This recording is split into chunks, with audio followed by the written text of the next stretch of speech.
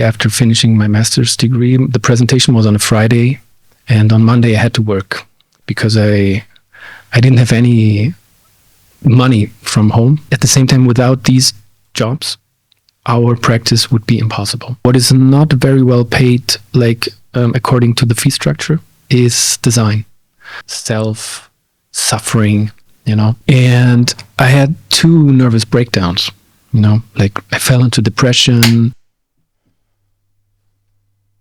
You clapped and suddenly the printer went. I am a magician for sure. Wow. All right. First of all, hi. Hi, Yusuf. This is the first recorded episode of Archi-Money. Archi-Money. Yeah. Okay. Straightforward name. Straightforward, yeah. Maybe I should start with introducing you. Yeah. Tobias is and was my tutor in my first semester in TU Berlin. And he's also an architect who is a part of the Supertype Group. Yeah. And I would love to know at first, how did you start? And the whole journey, from the top. I mean, do you want to hear the real story? Yeah. How we met and how we decided to open an office? Or I mean, you can even go further back. Out of master's degree, out of bachelor's, what did you do? How did it take you to this very moment? Yeah, I mean, it was funny because actually everything is connected, and everything started with our trip to Colombia in 2013.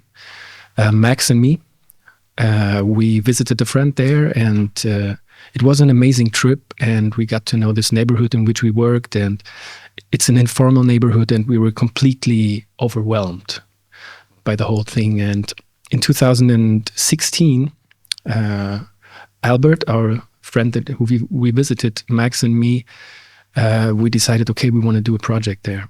And this project started in 2016 with an application for funding. We got some money to set up a project, and then we went back to the neighborhood with a lot of students, and we met there with representatives from the community, and we did a research there, collaborative research, and we also built something there collaboratively. And this was still during my studies. And we applied for the funding still during the studies, and I had finished my studies, and then we went to Colombia. And I didn't have an income at that time. I was living from Hartz IV, which was funny in the beginning. And this was actually the whole start, how we started working together. And during this project, one of the students was Pia, so our third partner. No way. Now in the office, and this was where we met, and where we actually fell in love and said, okay, this might work out someday as a collective. And then the exact moment when we said that we would like to collaborate or work together was in 2020, when the 3 of us met in Brazil. Max was in Colombia at that time. He used to spend all the winters in Colombia until 2020, before the pandemic. And then we were at the beach and relaxing. And then we said, okay, wouldn't it be great to open a practice? And then we just did it. In 2021, we started with our first project. So South America is basically connecting you guys. Yeah, it's connecting us. I mean, Max studied in Chile from between 2013 and 15, I think. Pia also went to Brazil in 18. I spent a year as well in Brazil between 14 and 15. So we were are still connected to Latin America. And then how did you shift into work? Did you first, fresh back from Latin America, did you get into a studio? Did you work with someone? Did you... Yeah, when I got back from Latin America, it was in 2015. I finished my studies, and then like directly after finishing my master's degree, the presentation was on a Friday, and on Monday I had to work because I didn't have any money from home, so I was really depending on like making money, on earning money. So I started right away. I worked in 2 practices. One very small practice, Helga Blocksdorf, she's a Berlin-based architect, for half a year. And then I moved on to another practice, Felgendreher Olfskirchling, 3 partners, and they were doing a lot of competitions. And I was very much interested in learning how to do that, how to set up all this like infrastructure for the design, for the execution of competitions. And I learned that there, which was like very helpful for me. I actually learned drawing floor plans with them, I knew how to draw floor plans, but like to really go into like, to really think everything through, and to really develop projects starting with the floor plan, I learned that there. And I did that for 1 year with them. I really learned a lot.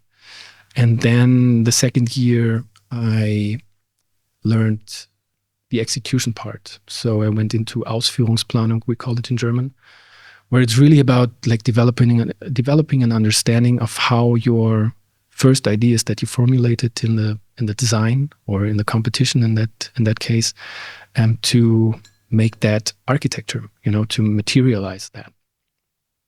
Okay, that's in the how we. That's which part? Like the phase 1, phase 2? Yeah, this Hawaii, which I just looked it up. It's called a fee structure for architects. Oh, okay. So that's like the very basis. It's the very basis, and we structure projects in these phases in Germany. But like basically, this structure, it means that phase 1, 2, 3 are design, 4 is legal planning, 5 is execution planning, 6 and 7 are procurement. So that means as soon as you like developed all the plans, you send them to companies for construction. And then you have the supervision of the construction side. Super.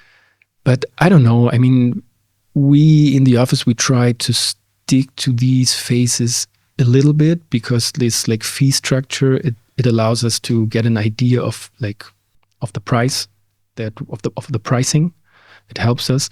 But actually the structure, like the phase structure, these service phases that I just mentioned, for me, they don't always make total sense. So sometimes we merge them. Sometimes we like do one phase before the other, because like in our practice here, we're working a lot on smaller projects.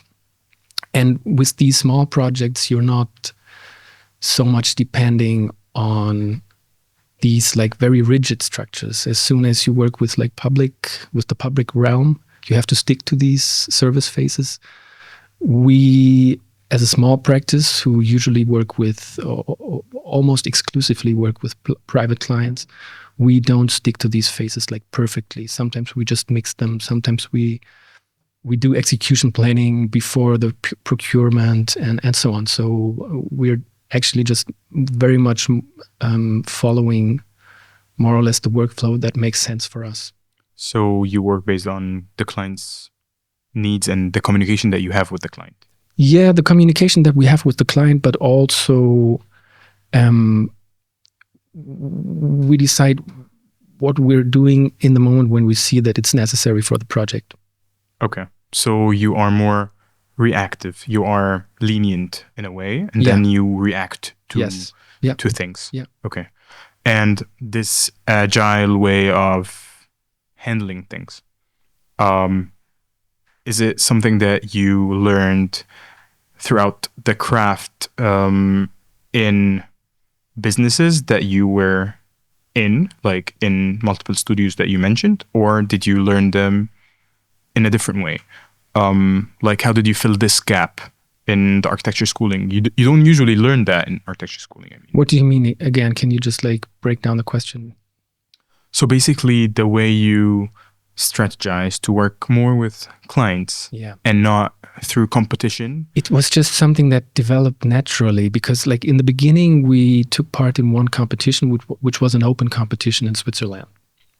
The problem is that in Germany, we have a very unfair and in a way also unsocial, I would even say, competition system, which mostly exclusively is based on enclosed competitions or restricted competitions. Yeah. And for these restricted competitions, you have to apply with references of build examples that you obtained through other competitions. And for a small practice, this is almost impossible, and this actually in the end fosters the big players, or like it establishes even more the big players on the market. It basically privatizes the act of competing.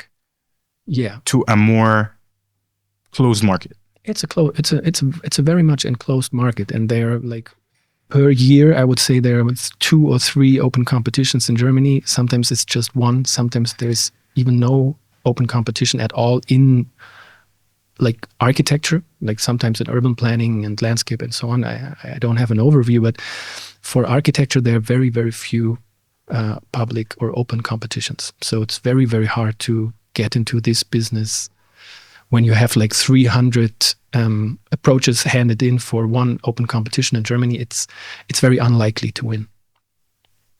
Okay. So after doing that a bit in the office, how did you move in from this 9 to 5 to a more independent practice? Yeah, the thing is, we were very, very lucky because we are all not from very wealthy family backgrounds. So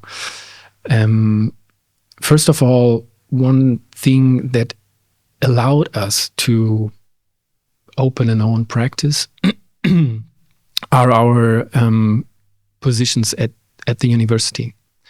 Pia is working in Braunschweig, I'm working in Berlin. And our like monthly salary comes from our uni jobs, and we love these uni jobs. They're amazing. We love to teach, we love to research, and this work also influences a lot what we are doing in the office.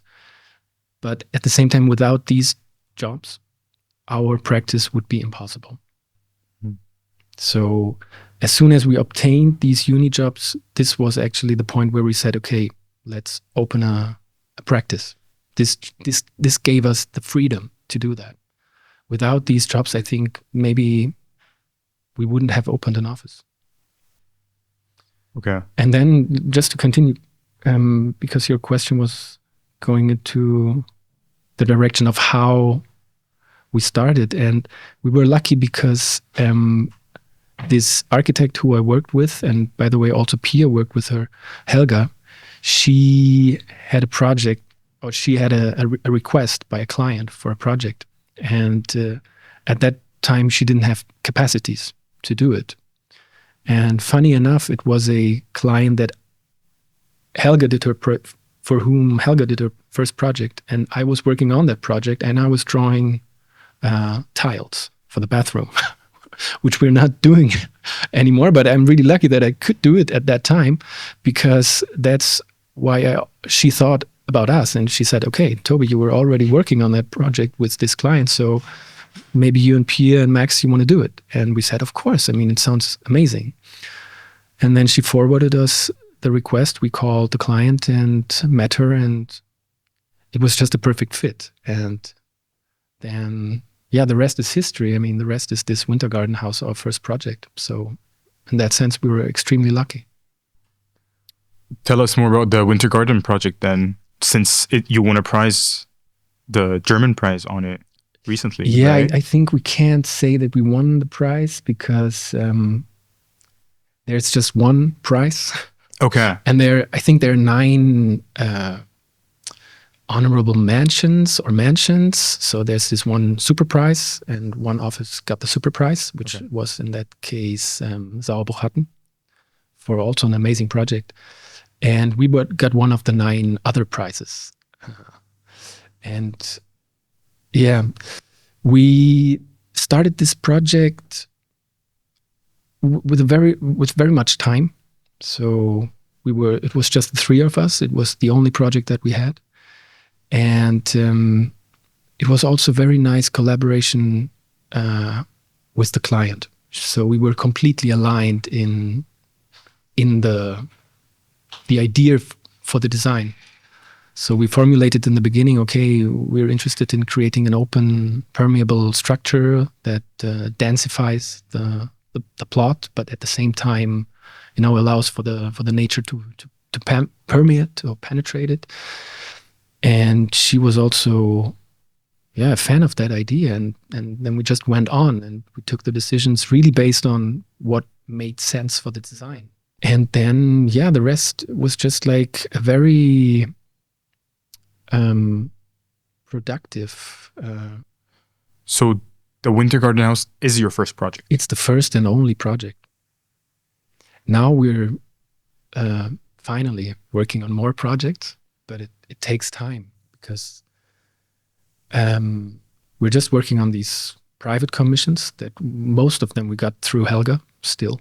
So there are another 2 projects that we're working on at the moment, which are also friends of Helga or people who approached her, and she forwarded them to us. Now we have 2 more projects that came through other people.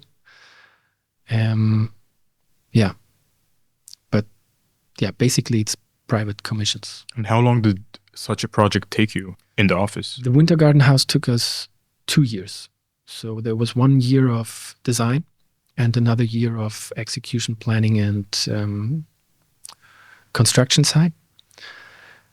And I think usually we are taking a lot of time for the projects that we're doing because we're not this like super straightforward competition office that works on like huge projects, huge housing developments or public projects.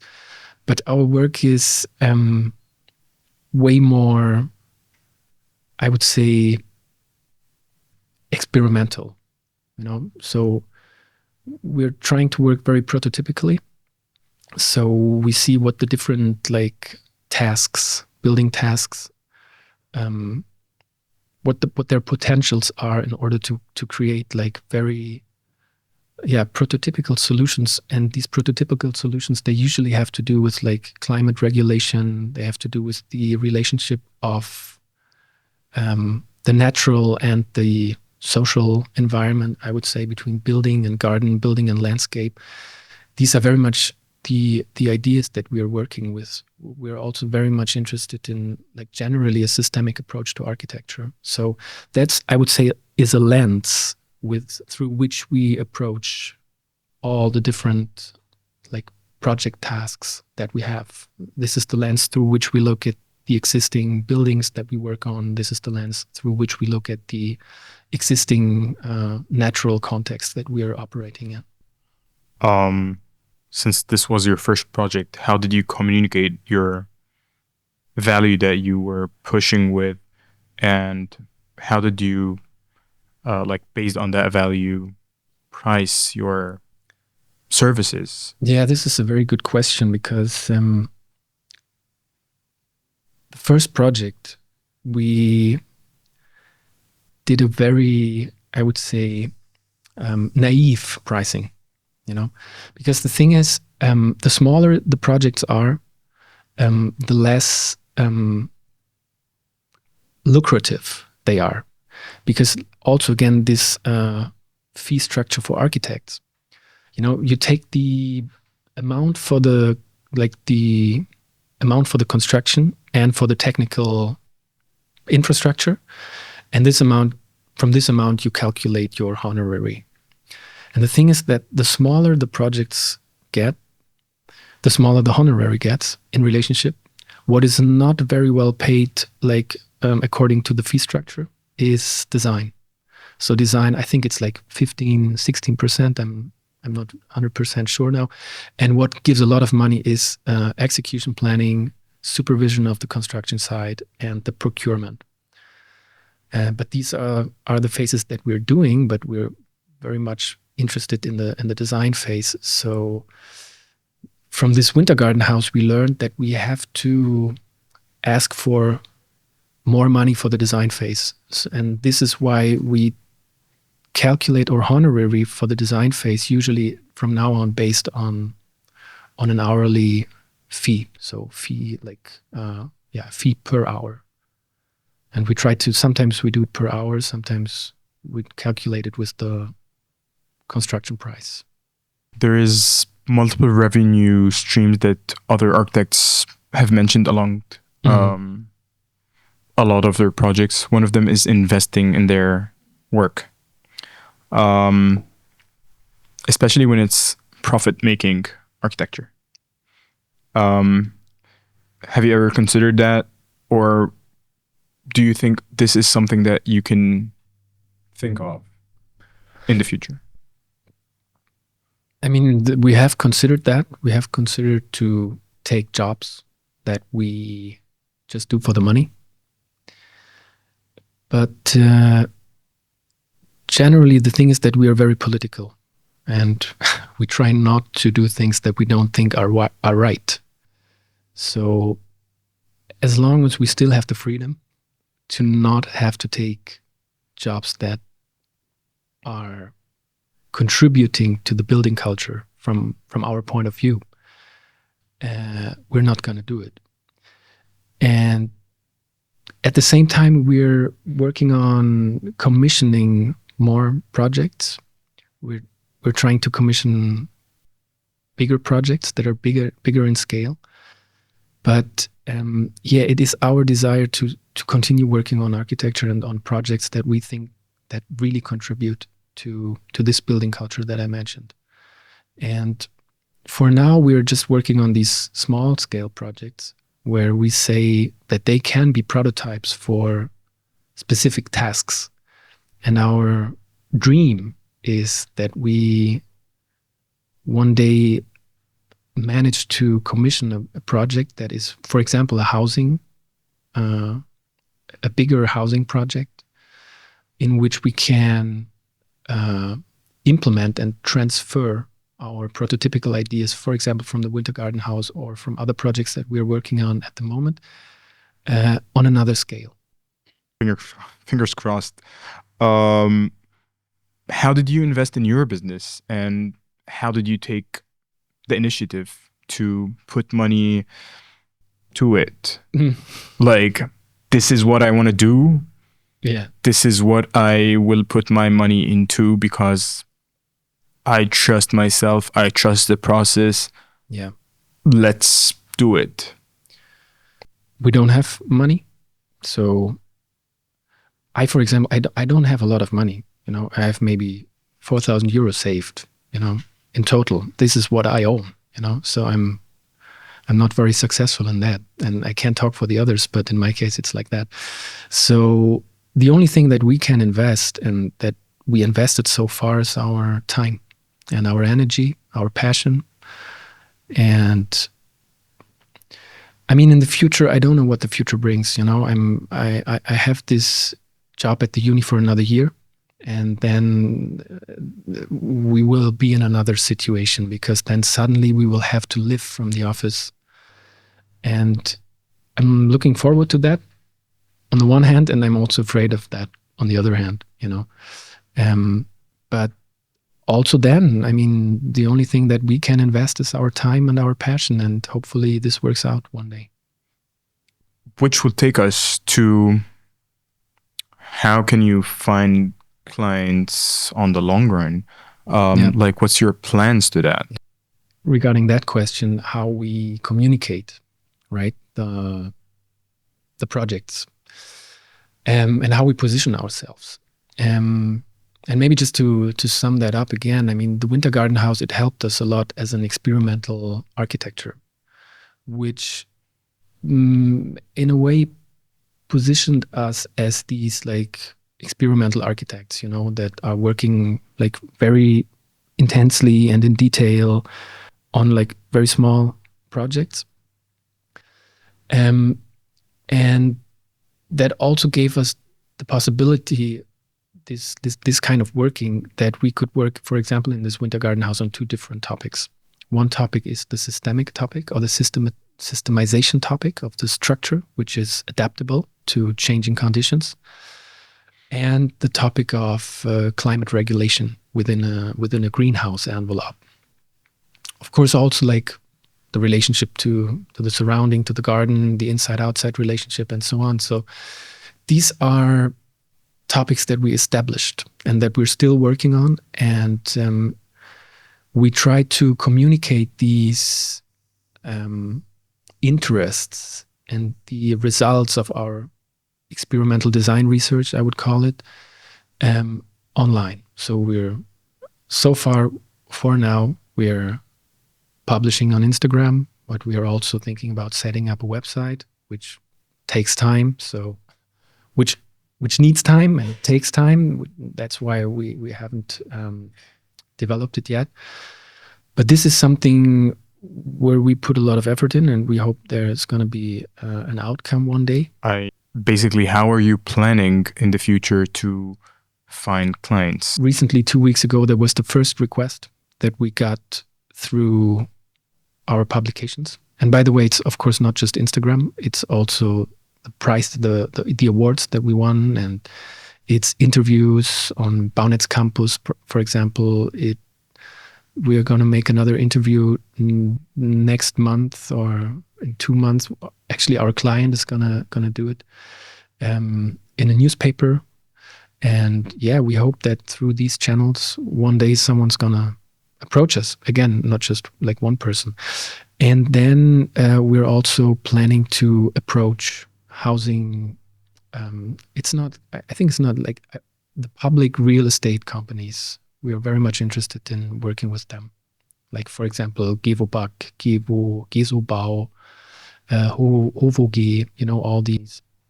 Like you had multiple points where you would surely would call a win.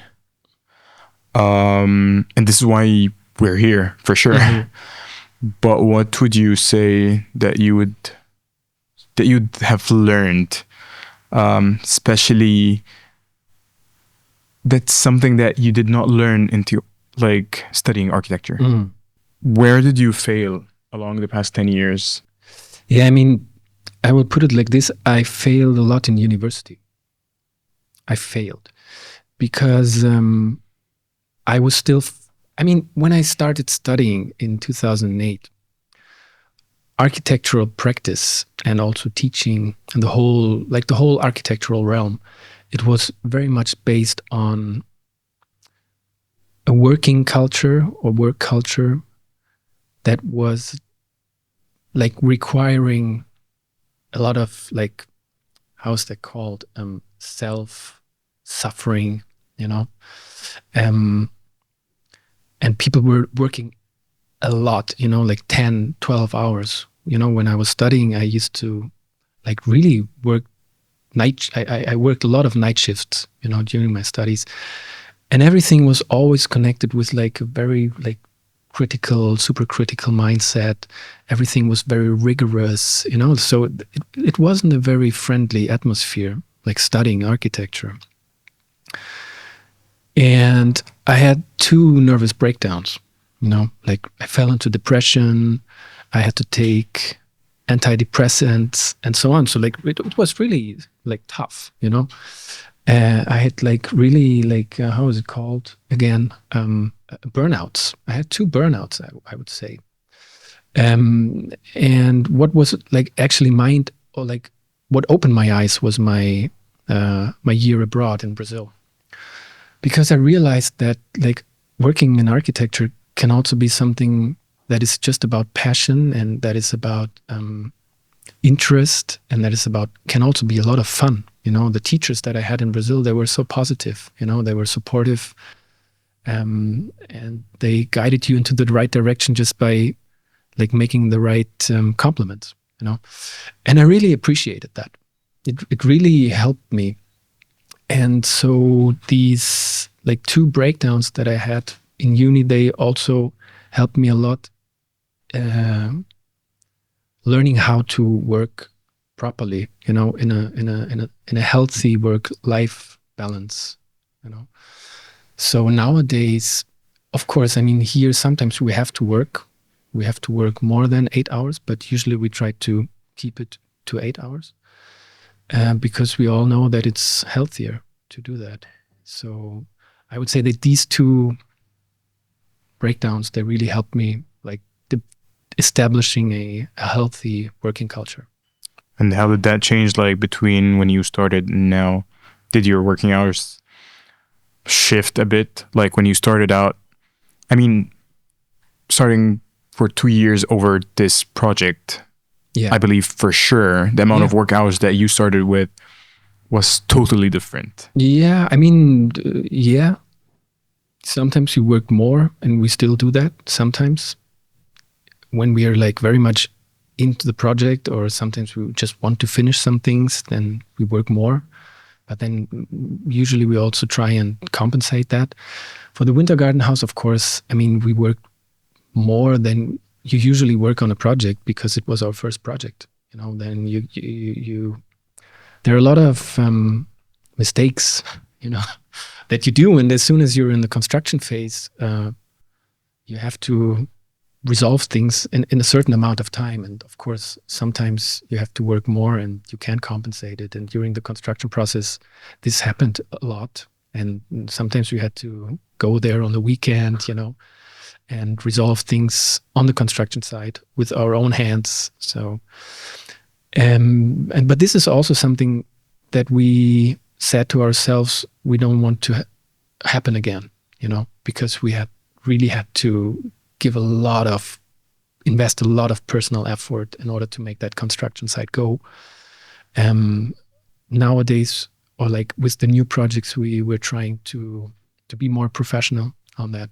So to invest less of our personal time and to try and fix things like through more professional workflows. I think that's like more than fair. To develop a certain successful workflow, you need time, trials, and effort. Yeah. Which takes us for sure to how do you measure your success? Because it's a good question.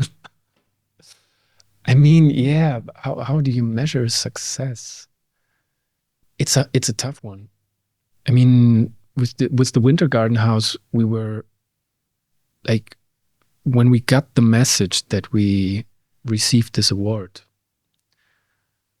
we were super happy because we would have never thought that this like small scale project would have a chance in this award competition. And when we received it, we were just really happy that like all this work that we invested, you know, emotionally, also architecturally, manually, in terms of design, everything, we were super, super, super happy, you know, that it was rewarded.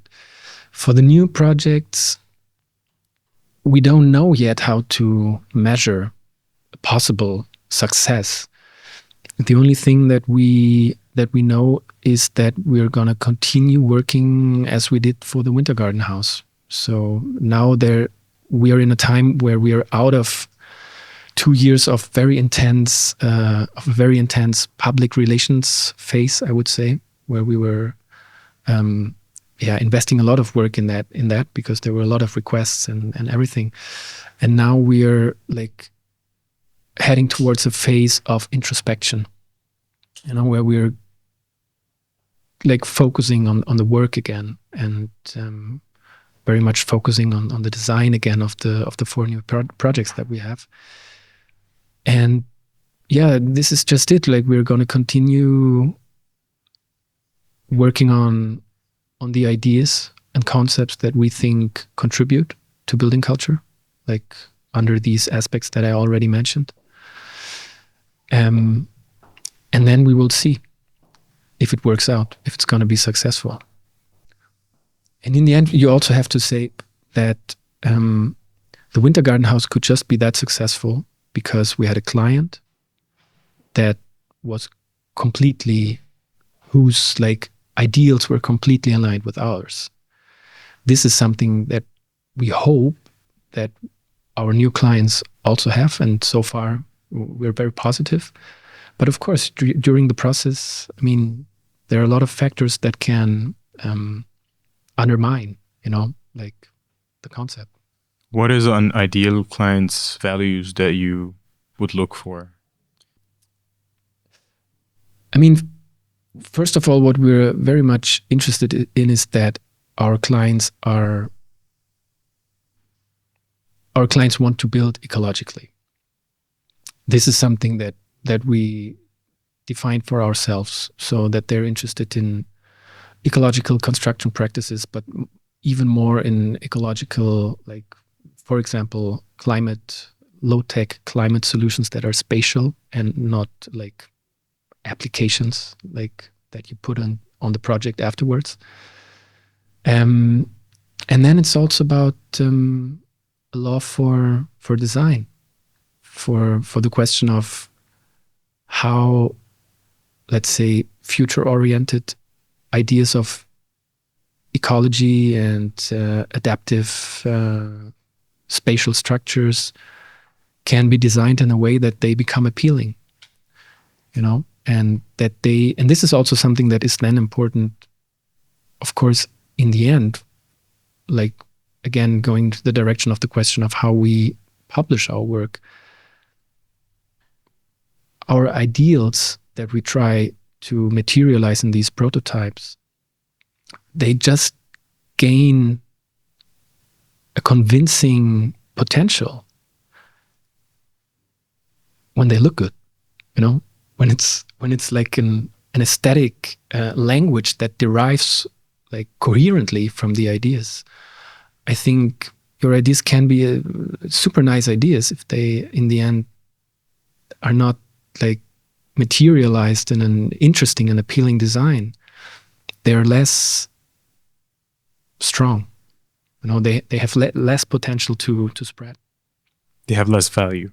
No, I wouldn't say that. I wouldn't say they have less value. But for me, what I learned now from this Wintergartenhaus is that we had these two main ideas, and they're just on the table because the imagery that we produced in the end from this project was appealing. So the project itself, of course, in a way, has a certain language, but then also the question of how it is photographed, how it's documented.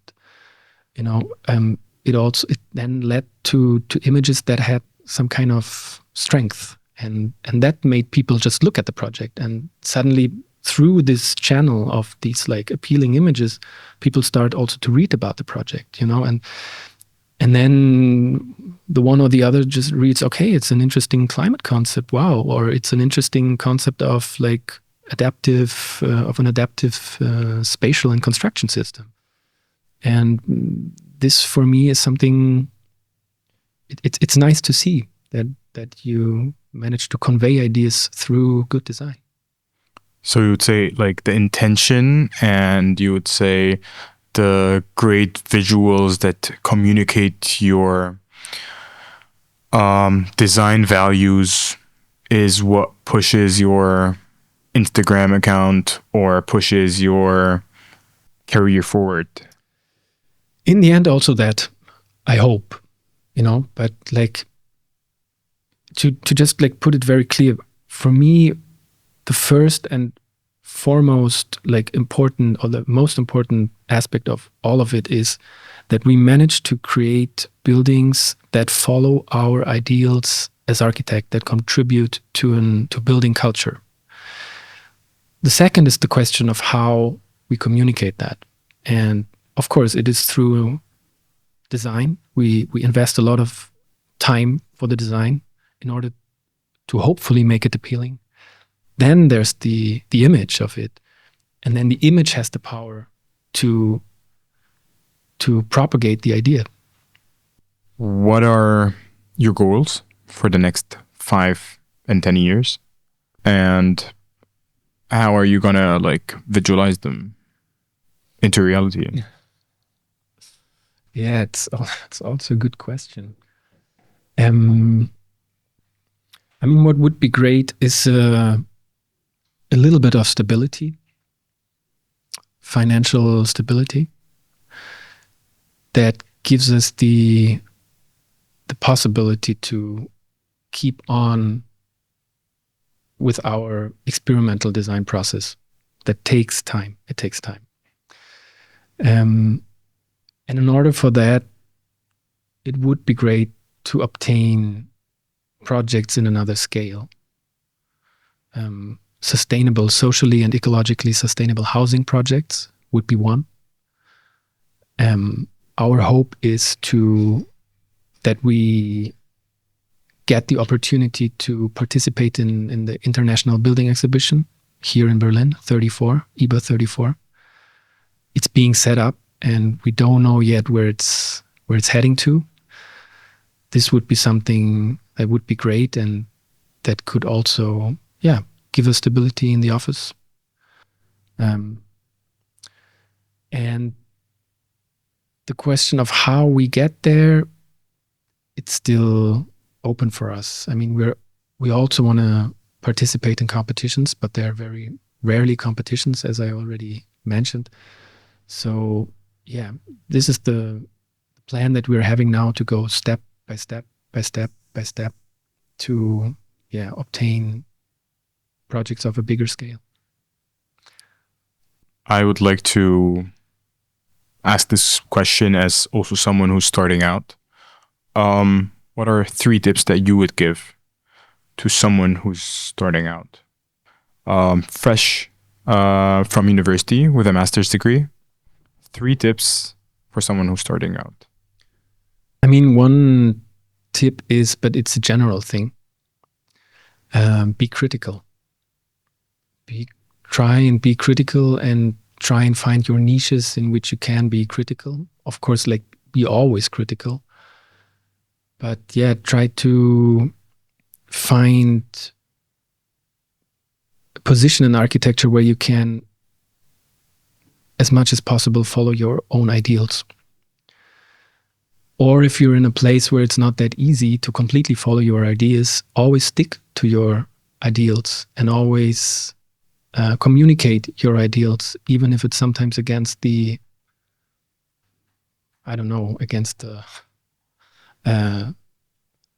business model of the place that you're working in. Because I think just through that, by constantly being political in your very small in a very small range, I think someday it will lead to the point that we'll be able to change things. I think that's it. I don't have more tips, I guess, because every story is a very individual story. Producing architecture is extremely limiting when it comes to time. Yeah. It consumes you to a certain degree. Yeah. How would you make it? How do you define the time that you want to work on? How do you define the time to do things? Yeah, I mean, this is always what defines work, right? I mean, I love what I'm doing. I really love it.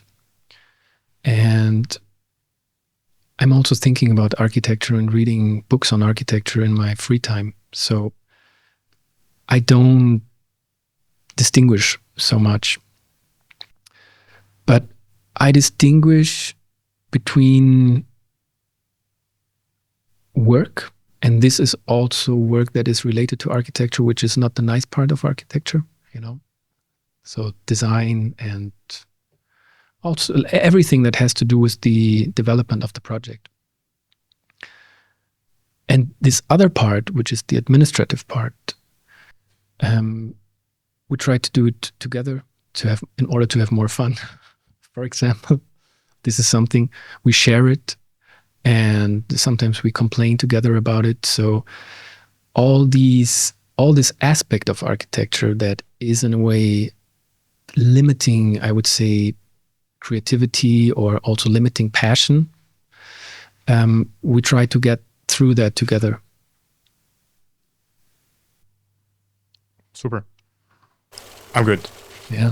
Thank you so much. Yeah, thank you, Yusuf.